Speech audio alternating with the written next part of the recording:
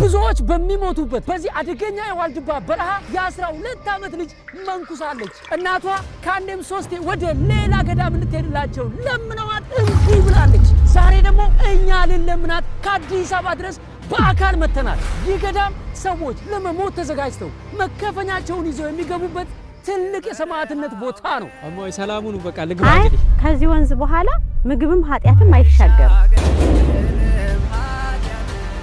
ልቅመሰው ቅመሰው ሐሞትና አይቀርም እንደማ ቅመሰው ይቅርብኝ አባቴ። በዚህ 3 ቀን ውስጥ ካላገኘናት ቀጣዩ ጾም ይጀምራል። ያኔ ለሱባኤ የትኛው ዋሻ ውስጥ እንደምትገባ ማንም አያውቅም። እናቷ ደግሞ ካላገኘናት ሐዘኑን መቋቋም አይችሉም። መነኮሳቱ ገዳሙን በእሳት ያነደዱበት ምክንያትስ ምንድነው?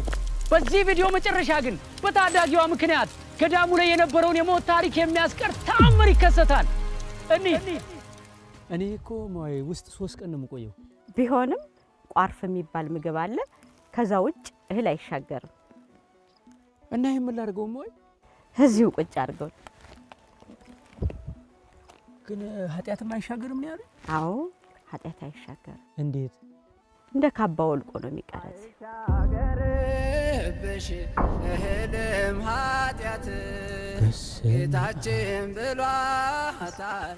እሺ ወይ በልቼው ልሂድ እንዴ? አይ እና ከዚህ ብሻገር እኔ ኃጢያቴ አብሮኛ አይሄድም። እንደ ካባ ወልቆ ነው እዚሁ ላይ የሚቀረው።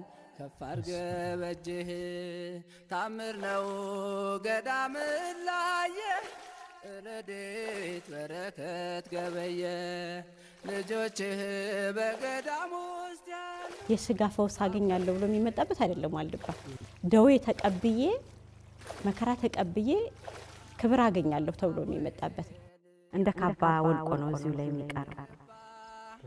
ይሄን አስደናቂ በረከት ለማግኘት ግን 3 ሰዓት ተኩል ሙሉ በእግራችን መጓዝ ነበረብን። ያው ዋልድባ ገዳም ሲባል ብዙዎቻችን ከልጅነታችን ጀምሮ እየሰማን እየጓጓን እየተመኘን ያደግንበት ገዳም ነው። በጣም ሩቅ እንደሆነ ይነገራል። ከአዲስ አበባ 895 አካባቢ ኪሎ ሜትር ነው። በረሃ እንደሆነ ይነገራል። የእግር መንገዱ አሁን ከ1 ሰዓት ተኩል እስከ 2 ሰዓት ይፈጃል። በጣም ሩቅ ነው። ወለተ ማርያም መጀመሪያ እዚህ ሳትሆን ሶቃር ነበር እናቷ ይዛ የመጣች። እሺ እቀውና እናቷ ገላ ቱል ስትል አይቻታለሁ። እሺ እናቷም ያው ብዙ ጊዜ መጣ ልውሰድሽ ትላታለች። እኔ አልሄድም ነው የምትለው፣ ሸሽጉኝ ነው የምትለው። እርግጥ እማሆይ ወለተ ማርያምን አሳምኖ ከዚህ ገዳም እንዲወጡ ለማድረግ ቀላል እንዳልሆነ እናታቸው ነግረውኛል። ምክንያቱም ካንዴም 3 ሞክረውት ነበር።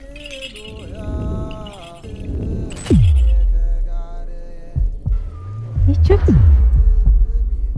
የታለች? ወልደ ገብርኤል ቻት የታለች? ትልልቅ ሰው ነው የሚታየው። በነገራችን ላይ ዛሬ ተአምር ነው ማለት ከቀኑ 7 ሰዓት ይሄ በራ በጣም የሚያቃጥል ፀሐይ ነበር። እግዚአብሔር ይመስገን ዛሬ ለኛ ደመና ነው። ሳንቃጠል እንገባ እግዚአብሔር ፈቅዶልናል። በእውነት ክብር ምስጋና ይድረሰው። ብዙ እናቶች ሰሌን ይዘው የሚመጡ አሉ። ለምን? ዳልሻ በተለይ ዋልድባ ዳልሻ በሽታዋ ብዙ ስለሆነ ለብዙ ገዳማት የሰይፍ ቃል ኪዳን ሲሰጠው ይሄ በሰይፉ ፈንታ 44 ደዌ ይሁን ብሎ ተሰጥቶታን ቦታው እና የሚመጡ እናቶች የሞት ቦታ ነው ብለው ሰሌን ይዘው ይመጣሉ።